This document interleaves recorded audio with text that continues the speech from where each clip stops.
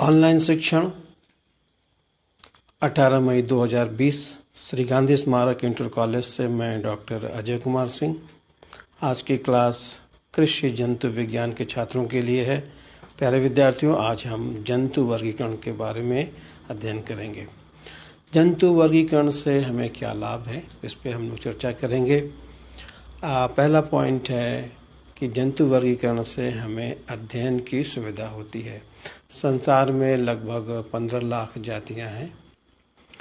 इन सभी जातियों के अध्ययन के लिए यदि हम एक एक करके अध्ययन करेंगे तो पूरा जीवन बीत जाएगा, फिर भी हम इनका अध्ययन नहीं कर पाएंगे। इसकी सुविधा के लिए, अध्ययन की सुविधा के लिए जीवधारियों को हम छोटे बड़े बहुत सारे समूहों में हम बांटते हैं। जीवधारियों के लक्षणों का अध्ययन करते हैं। मिलते जुलते लक्षणों वाले जीवधारियों को हम विभिन्न समूहों में रख देते हैं। किसी भी समूह के बारे में यदि आप उसके लक्षण को जान जाएंगे तो उस समूह में जितने भी जीवधारी रहेंगे आपको उनका ज्ञान स्वतः हो जाएगा। दूसरी बात यह है कि वर्गीकरण से हमें जैव विकास का प्रमाण मिलता है। जब हम वर्गीकरण करते हैं, हम पाते हैं कि जीवधारियों को हम एक क्रम से व्यवस्थित कर पाते हैं। हम जीवधारियों को क्रम से व्यवस्थित कर सकते हैं। यह इस बात का प्रमाण है कि जीवों का एक क्रमिक विकास हुआ है। पहले सरल जीवधारी उत्पन्न हुए, बाद में जटिल जीवधारी उत्पन्न हुए। इस तरीके से वर्गीकरण हमें जैव विकास का बहुत ठोस प्रमाण देती है। तीसरी बात है कि नए जीवों की खोज। जब हम वर्गीकरण को विकास के आधार पर अध्ययन करते हैं तो हमें ऐसा लगता है कि बीच में और भी जातियों को उपस्थित होना चाहिए। इस आधार पर वैज्ञानिक लगातार नए नए जीवों की खोज करते रहते हैं। अगले पॉइंट में हम लोग देखेंगे कि वर्गीकरण से हमें एक और भी लाभ है, संग्रहालयों में जीवों का रखरखाव। संग्रहालय जो होते हैं, जंतु संग्रहालय, पादप संग्रहालय, इनमें हम जीवों का संग्रह वर्गीकरण के आधार पर ही रखते हैं। संयोजी कड़ियों की निश्चित स्थिति की जानकारी होती है। संयोजी कड़ी यानी कनेक्टिंग लिंक, हालांकि 5वें पॉइंट में असंयोजी लिखा हुआ है, दरअसल वो संयोजी कड़ी है। तो संयोजी कड़ी या कनेक्टिंग लिंक ऐसे जीवधारियों को हम कहते हैं जिनमें दो समूहों के लक्षण विद्यमान रहते हैं। उदाहरण के लिए आर्कियोप्टेरिक्स। तो आर्कियोप्टेरिक्स एक जीवाश्म है जो कि जिसमें हमें सरीसृप और पक्षी दोनों का लक्षण दिखाई पड़ता है। तो इससे यह पता चलता है, आर्कियोप्टेरिक्स में जो पक्षी का लक्षण है देखा गया है कि इसमें पंख है, चोंच है और इसके चोंच पे दांत है। इस तरीके से यह ऐसा जीवधारी है जिसमें पक्षी का भी लक्षण है और सरीसृप का भी लक्षण है।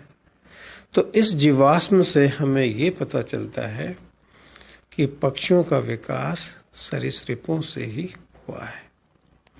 इस तरीके से हम कनेक्टिंग लिंक है या जो संयोजी कड़ियाँ हैं, इनकी स्थिति का हम पता लगा पाते हैं कि इनकी स्थिति कहाँ है। कनेक्टिंग लिंक भी हमें जैव विकास के प्रमाण देती है। दूसरा एक कनेक्टिंग लिंक या संयोजी कड़ी है जिसका नाम है नियोपिलाइना। नियोपिलाइना में यह देखा जाता है कि इसमें एनिलीडा का भी लक्षण है और मोलस्का का भी लक्षण है। इस तरीके से यह साबित होता है कि एनिलीडा से मोलस्का संघ का विकास हुआ है। तो वर्गीकरण करने से हमें संयोजी कड़ियों की क्या स्थिति है, इन्हें कहाँ रखना चाहिए, इसका भी हमें पता चलता है। अब वर्गीकरण से हमें ये भी लाभ होता है कि समूहों की उत्पत्ति के मूल स्रोत का पता लग जाता है। उदाहरण के लिए, जब हम सरीसृप का अध्ययन करते हैं, पक्षी का अध्ययन करते हैं और स्तनधारियों का अध्ययन करते हैं, तो इनके अध्ययन से हमें ये पता लग जाता है कि पक्षियों का विकास सरीसृप से हुआ है, क्योंकि पक्षियों में कुछ लक्षण सरीसृपों के भी पाए जाते हैं। उदाहरण के लिए, पक्षियों के पैर के निचले हिस्से में शल्क पाए जाते हैं और यही शल्क सरीसृपों की त्वचा में भी पाए जाते हैं। तो इससे यह पता चलता है, ये लगता है पक्षियों का विकास सरीसृपों से हुआ है। स्तनधारी बच्चे पैदा करते हैं, बच्चे उत्पन्न करते हैं, जबकि सरीसृप अंडे देते हैं। लेकिन कुछ सरीसृप ऐसे भी हैं, जैसे वाइपर स्नेक्स। तो वाइपर स्नेक्स अंडे देने के बजाय बच्चे देते हैं। सरीसृप हैं लेकिन ये बच्चे देते हैं।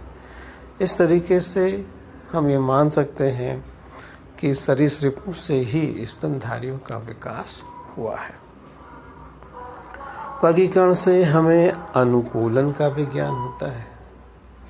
कहते हैं कि एक ही वातावरण में रहने वाले जीवधारियों के आकार में, उनके अंगों में एक समानता पाई जाती है। तो एक वातावरण में जो जीवधारी पाए जाते हैं, और तो इस तरीके से उनके अंगों को देख करके हम यह बता सकते हैं कि यह जीवधारी, अमुक जीवधारी किस वातावरण में रहता था। प्यारे बच्चों, हम लोग अपने अगले वीडियो में द्विनाम पद्धति के बारे में अध्ययन करेंगे। धन्यवाद।